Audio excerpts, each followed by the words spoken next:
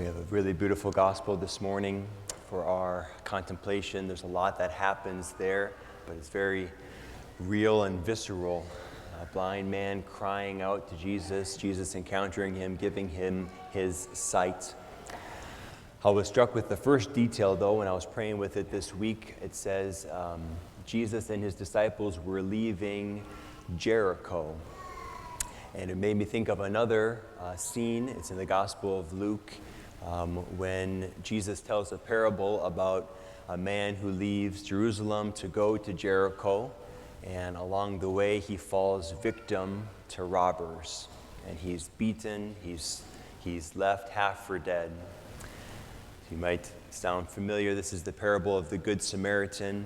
I've been praying with it this week, and it's because of somebody I met with, actually. This was what the Lord was giving to them, of how that line that a man was traveling from Jerusalem to Jericho, but he just fell victim to robbers. So I've been praying with that, and I thought that is maybe how this man might experience it. And I'll say more about that. But I just got the sense in my own prayer that that can sometimes be the experience of perhaps many of us, that we're on the journey of life.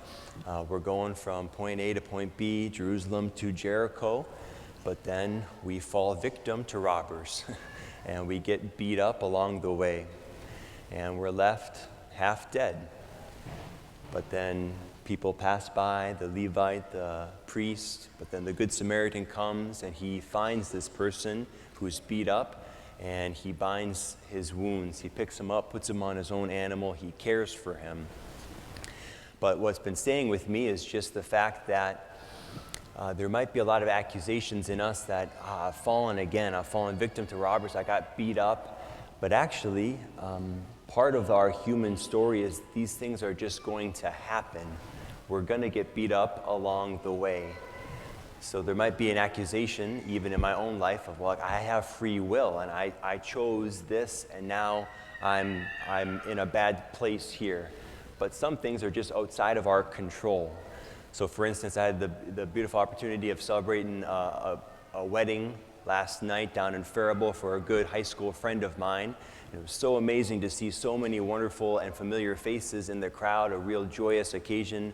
It was one of my really good high school buddies. So to walk into church, to have him here to celebrate his wedding was a really powerful moment for me.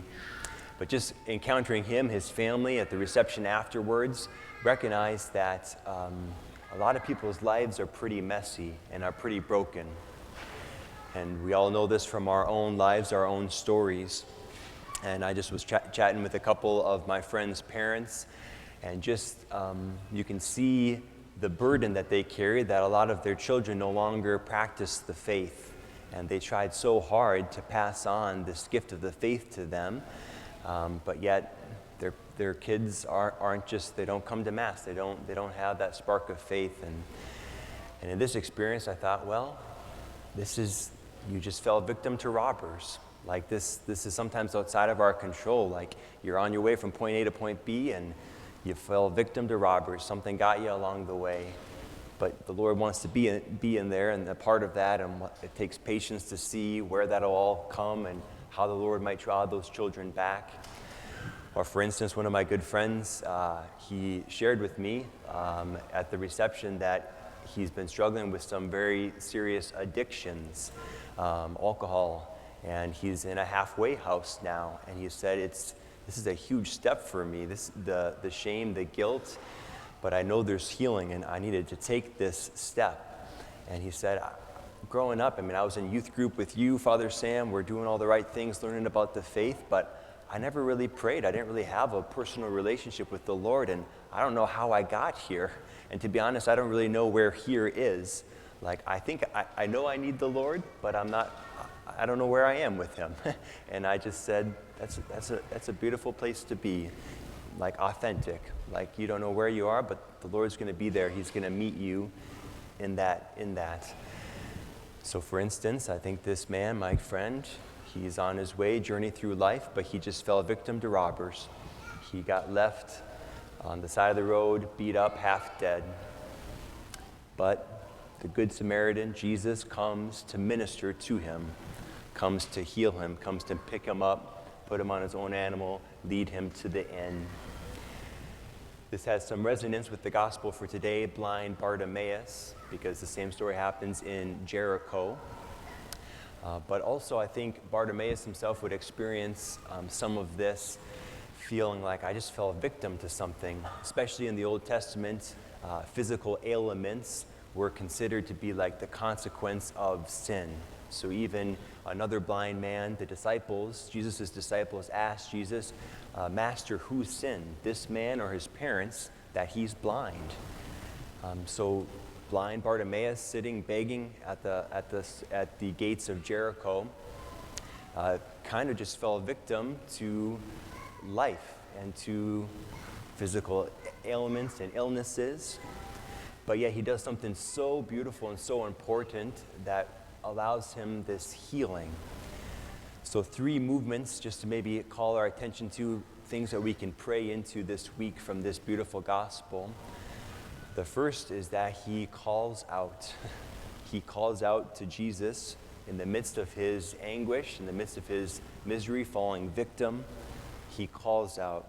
He hears Jesus passing by and he says, Jesus, Son of David, have pity on me. What a powerful first step. We actually have to call out to the Lord in our poverty, in our need. We all have those areas of our life that can really sink us, that can tank us. But the courage, as this man, I gotta call out, Lord, I need you. I need you right here where it hurts, where I'm at my rope's end. I need you. I need you. But then the crowds, they say, quiet, be quiet. Don't call out to him. Don't call out.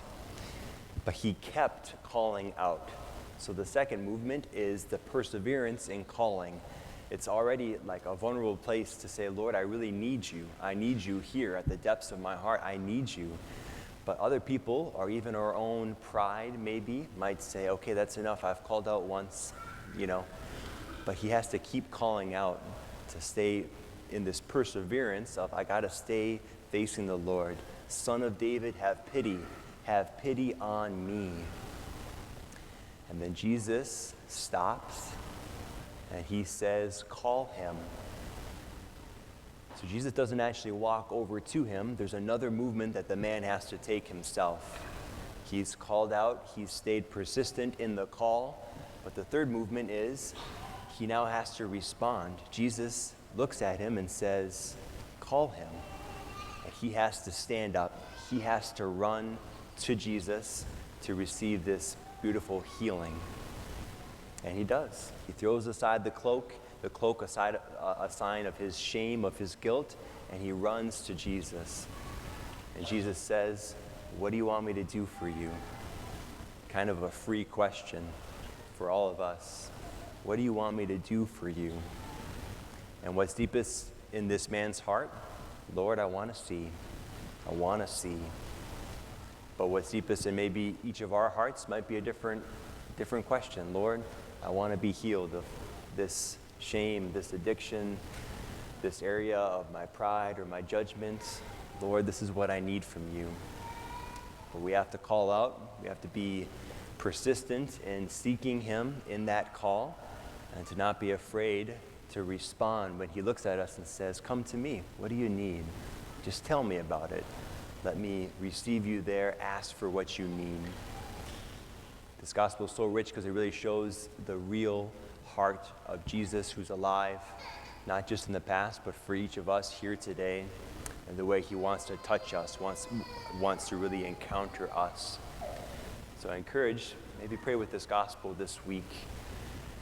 There's those areas in our life where we might have I fell victim to life, to robbers here in these areas, but yet I can call out to the Lord, I can pursue him, I can seek him, his love, his healing in these places.